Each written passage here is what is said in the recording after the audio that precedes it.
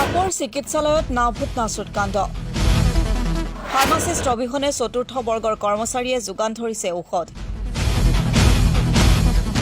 সম্প্ৰতি ৰাজ্যত কিদৰে চলি আছে স্বাস্থ্য বিভাগ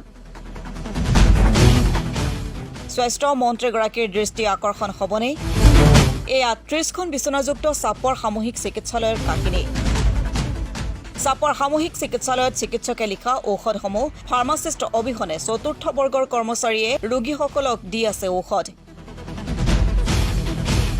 যিকোনো মুহূৰ্তত ৰোগীসকলৰ মাজত ঘটিব পাৰে অঘটন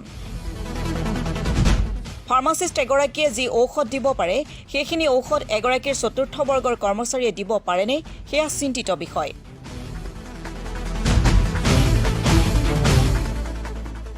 দুখীয়া দৰিদ্ৰৰ জীৱনক লৈ হেতালি খেলাৰ অধিকাৰ চাপৰ চিকিৎসালয়ক কোনে দিলে উল্লেখ্য যে ফাৰ্মাচিষ্ট শাহজাহান শেখ নামৰ কৰ্মচাৰীগৰাকীয়ে নিজে চিকিৎসালয়ত উপস্থিত নাথাকি চতুৰ্থ বৰ্গৰ কৰ্মচাৰী আছ বাহাৰুল ইছলামৰ হতুৱাই ৰোগীক দি আছে ঔষধ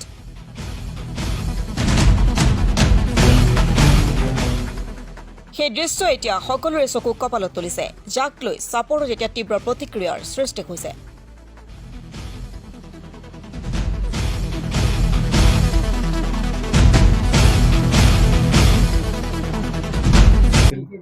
আপনার নামটা কি স্যার মোর নাম আসবারুল ইসলাম আপনি কোনটা পোস্ট আছে ও তার মানে ওই স্যার আছে তো স্যারের লগত কথা বলতো কোনটা পোস্ট এটা কোশ্চেন আপনি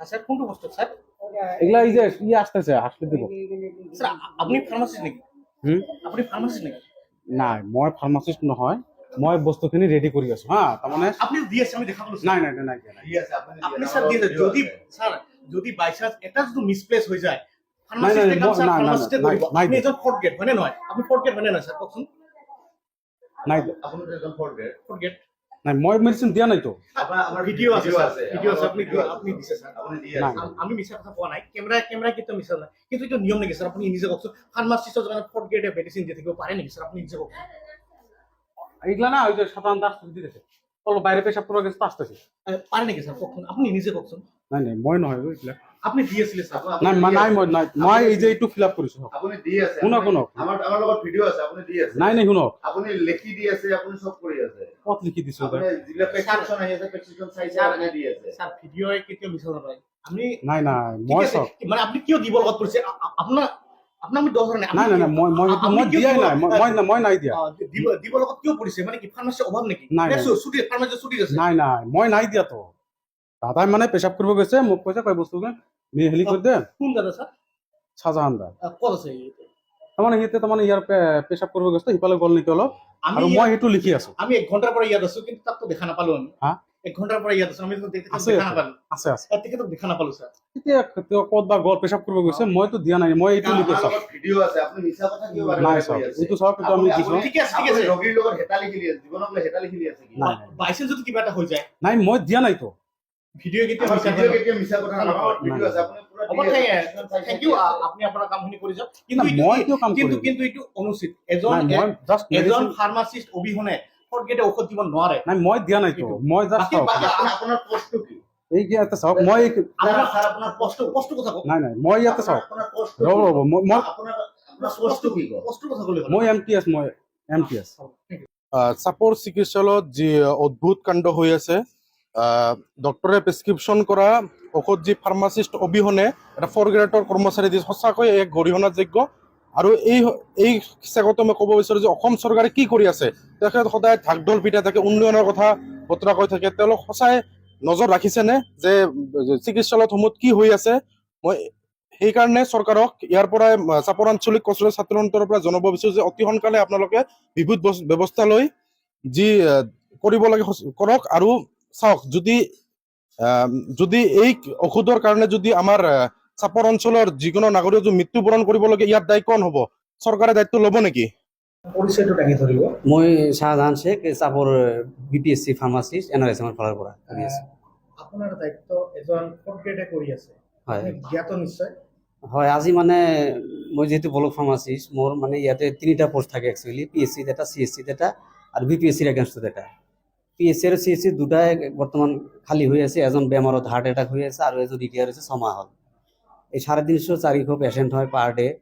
মানে মোৰ ৱৰ্কলোড এনেকৈ বাঢ়িছে, মই বাহিৰত ফিল্ডত একো যাব নোৱাৰা হৈছোঁ, চাৰিওফালে মোৰ হেম্পাৰ হৈছে মানে। তো আজি বুধবাৰ এই ল'ৰাজনক মই কৈ গৈছোঁ, মই বহলগুৰিতে SDত কি নাম ল'ৰাজনৰ? এই আজবাহাৰুল বুলি 4 গ্ৰেড ছাৰে হেল্প কৰিব দিছে মোক।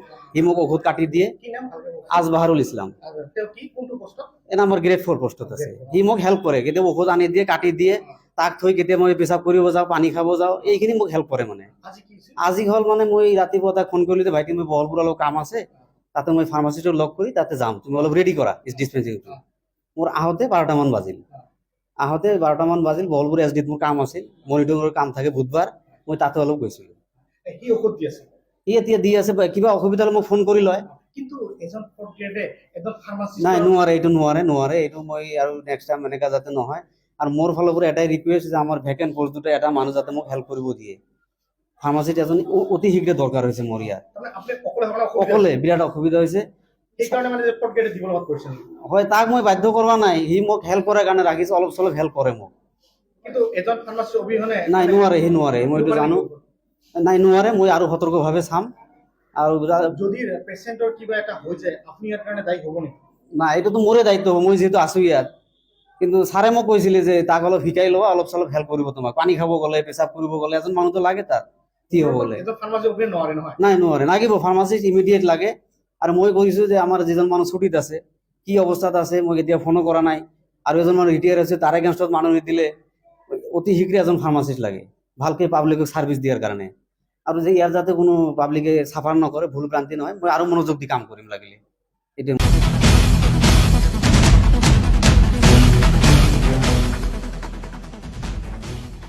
চাপৰৰ পৰা আৰিফুল হুছেইনৰ ৰিপৰ্ট, গণ অধিকাৰ লাইভ।